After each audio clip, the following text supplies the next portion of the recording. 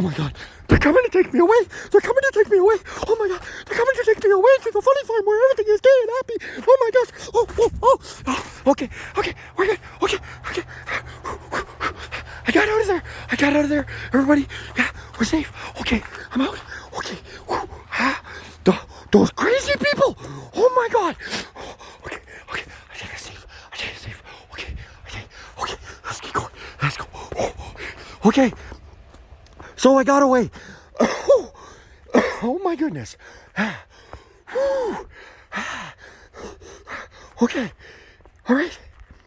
I'm free from their clutches. Once again. Oh my.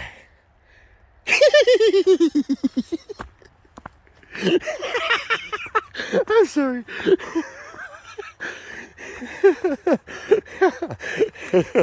I just have way too much fun. So yeah, no, I got prescribed some antibiotics. The doctor saw me for like a whole minute and a half and looked at it and went, yep, you need some antibiotics. Here you go. Have a good day. She told me to monitor it for 48 hours, so I'm going to stay home for 48 hours. And, because I was supposed to go back to work 2 days ago. And, but anyway, I'm gonna stay and monitor it, because if it gets worse, I really don't want to be in the middle of BF nowhere, you know, and have to deal with it then. But so I said to her, well, do you think it's a better idea I stay around the area? And she said, yeah, probably is. You know, don't think it's gonna get worse, but better safe than sorry. So yeah, that's what I'm gonna do. You know, hey, I do look after my health somewhat, not really, but you know, every now and again you gotta accommodate it, you know. But so anyway, I want to talk to you about a couple things I saw while I was down there. Boy, was that an interesting little sit down in the waiting room. Let me tell you. That was I saw some pretty interesting things. Kind of like this view here. Isn't this just absolutely gorgeous? This is the Calendar Lookout. There's a little plaque over here. I'll go over and let you take a look at her. Let you read it. Pause the video if you want. Read it. Lake Nipissing. So, oh, sorry. Let me get a little closer so you can pause the video and read it if you want. There you go. All right, this is 3 minutes in. I've got to get on to things because I got a number of things I want to talk to you about. Okay, first and foremost, I walk in there and the lady says, oh, you got to put a mask on. I said, okay, well, I got my own. She's trying to hand me one of those paper ones, you know, the blue and white ones that you see everywhere. Everyone's usually throwing them on the ground somewhere. Quite surprised it's actually fairly clean here. Anyway, well, not everywhere, but I'm not climbing down there.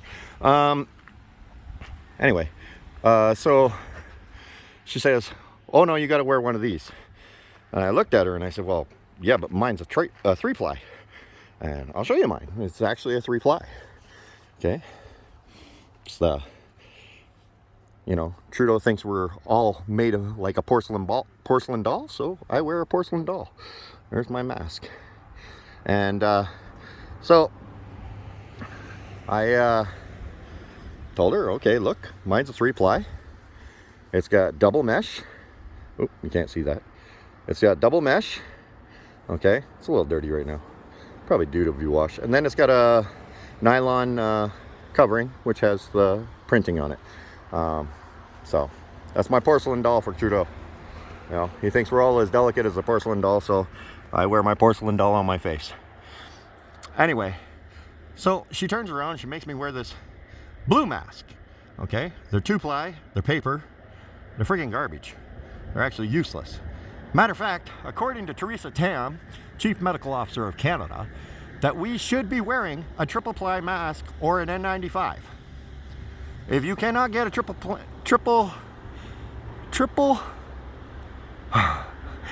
ply mask, God, I just said it literally a second ago.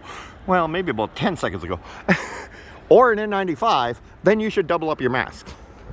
But nope, I was given one mask, and it was a double ply, and it's not rated for current health guidelines. Okay, whatever, fine, it's your hospital. Do whatever you want. I don't give a crap. All right, so I'm sitting there in the waiting room, minding my own business. Next thing I know, I see this gentleman come walking in wearing an N95 mask. N95! I mean, they're labeled right on the side of them. You can tell what an N95 mask looks like. Look brand spanking new. Look like you just took it out of the package.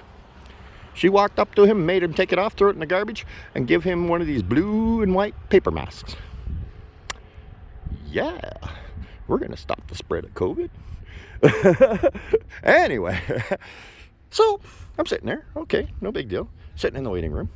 You know, nobody's getting called in to the back to talk to doctors until they fill up the waiting room, which was actually hilarious in my eyes.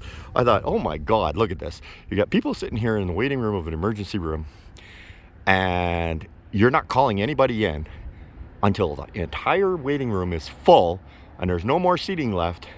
That's when they started calling people in. Interesting. But hey, whatever. You know, it's kind of like, I guess, you know, get all your customers in one place and then do your sale. I don't know. Whatever. I don't make up these rules. They do. I just have to live with this nonsense. But anyway, so this nurse walks this one patient in. And he's in a wheelchair, you know, elderly gentleman. Really nice gentleman, actually. I was chatting with him a little bit, just briefly. And she turned around and she said that, well, here, I'll just park you right here. And she parked this gentleman. Now, you have to understand, in the hospital, I was trying to zoom in on a helicopter, but I just couldn't. He's too far away. Squirrel. Anyway, this lady turned around, parked this gentleman right beside another lady who was sitting in a chair. You know, they have every second seat blocked off. You cannot sit in them. And then they have these glass and metal frames going up from the armrest so that, you know, you can't spit across two chairs. It's quite the thing. You're like in cubicles in chairs. It's hilarious. And so they turn around and park this gentleman literally not a foot away from another patient sitting there in the emergency room. Not related, not together, just complete strangers, not 1 foot apart. And this woman worked in the hospital. And I just sat there shaking my head going, yep, and we're the problem. Welcome to the Fringe.